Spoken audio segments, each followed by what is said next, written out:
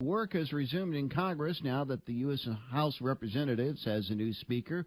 And with us on the line with an update from the nation's capital this morning is Iowa Congressman Zach Nunn. Good morning to you, Congressman.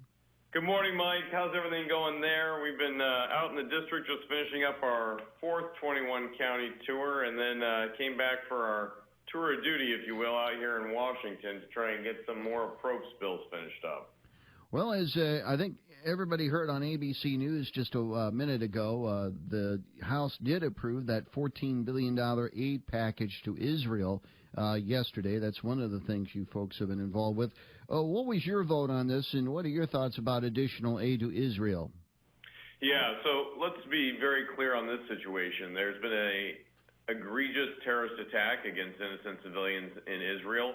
I was instrumental that weekend making sure that we had a resolution to support Israel, even before we had a speaker.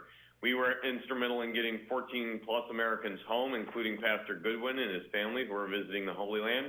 And I'm very happy to report that late last night, we were able to get a Des Moines American citizen who'd been trapped in Gaza across the Rafika crossing in Egypt and will be on a plane ride back to the States this afternoon or this weekend. This is all very important aspects of how we've helped Americans in Israel, but I think the reality is Israel is our strongest ally in the Middle East and has come under Hamas's terrorist attack.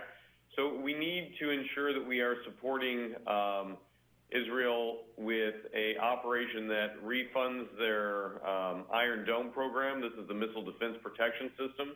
And resupplies the U.S. military to be able to act. We've got 2 carrier strike groups in the region.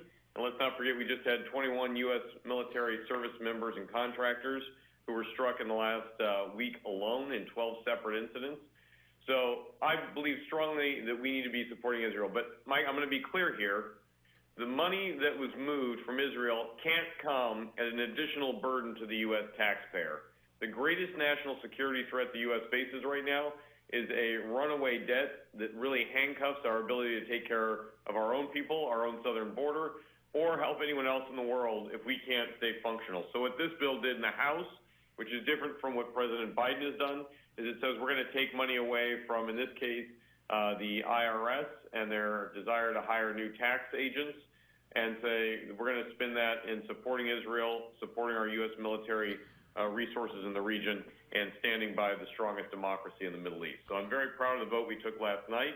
It was bipartisan, and now it's headed to the Senate. Well, along those lines, it's expected to be a non-starter in the Senate because of what you were talking about with the cuts in the IRS funding. There are those Senate Democrats and others who believe that if you cut the funding for the IRS, it's going to have an impact on taxpayer services. It'll be less likely that the IRS can investigate any sort of tax fraud. How do you respond to that? Yeah, well, first of all, adding more taxes onto people, or worse, more bureaucracy with additional audits on working-class Americans actually depresses the amount of work that those, businesses, communities, Main Street operators, farmers are actually able to execute. So we're going to see pretty quickly a growth in economic revenue as a result of people actually focusing on doing their jobs and what they want to do versus trying to be compliant with tax regulators out there trying to raise money on the backs of working Americans. But here's what I'll also say. The Senate tried to push a plan forward that puts Ukrainian funding and Israeli funding and other funding all into one massive bill. And this is kind of how the process in the Senate works. Let's pack a sausage full of all of our favorite things, send it over to the House. Americans, and the reason I came to Washington, Mike, is to get rid of this bad behavior. And I think it's very important that Americans get to have clear votes on what we're spending our resources on, because ultimately, I've got 800,000 bosses back in Iowa, and they want to know what we're doing with their tax dollars. I want to be able to say cleanly to them, I was able to, support our ally in Israel with money you'd already sent to Washington, D.C. Your options are, do you want to support Israel, or do you want more tax collectors? Everybody I've talked to in Iowa says they want the first. What the Senate needs to identify is if they want a plan to support Israel, they can either take what the House has sent them, or they need to come back to the table and they need to have clean bills that say, we're supporting Israel, and here's how we're going to pay for it. And if we want to have a conversation on how best to support Ukraine, they need to have those ideas too. Here's where I've been very strong. No more U.S. tax dollars going to Ukraine without a strategy on how we win that. But what I have said is that there are $300 billion in Russian assets sitting in U.S. and European banks that are making money for the Russians.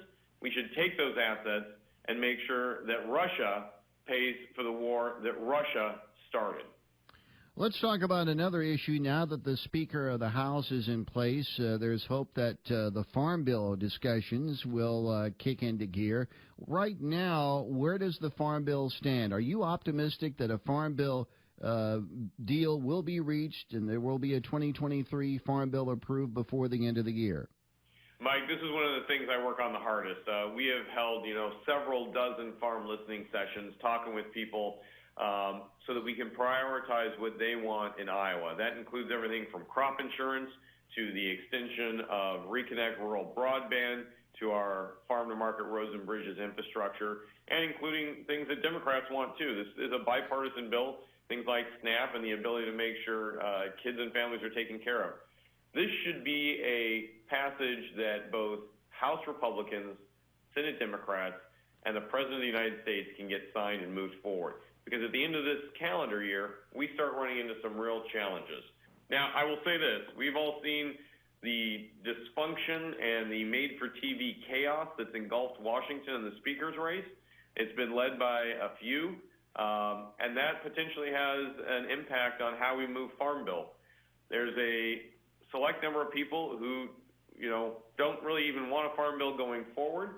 And I'm prepared to stand with Republicans and Democrats and fight back against those folks and pass a bipartisan Farm Bill, one that has a pathway to success this calendar year, and one that needs to happen for the sake of communities, not just like, you and I in rural Iowa, but for the entire country to be successful in eating and fueling the needs of our economy and our fellow Americans. Now, Iowa Senator Joni Ernst says she expects that there will be a one-year extension of the Farm Bill, the current Farm Bill, the 2018 Farm Bill. Is that what you anticipate happening? Look, I'm not ready to see that. I think that is a kick the can down the road kind of mentality, and I respect where Senator Ernst is, particularly coming from the Senate. They're in the minority there.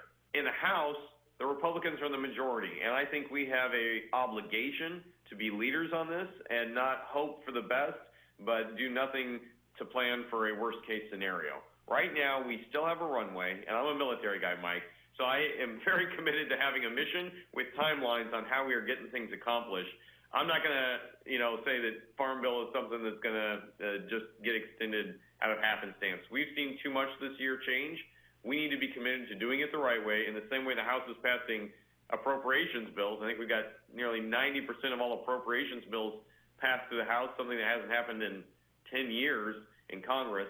Let's do the same with the Farm Bill. This is a once-in-a-5-year opportunity to really set out our priorities for America's agriculture, and that begins with folks in Congress getting down and doing the hard work of doing their jobs. Congressman, we've run out of time for today. Thank you very much for being with us, and we'll talk to you again soon. Have a good rest of the day. Mike, it's always a privilege, and hopefully we don't have snow this weekend. So warm wishes to everybody in Southwest Iowa there.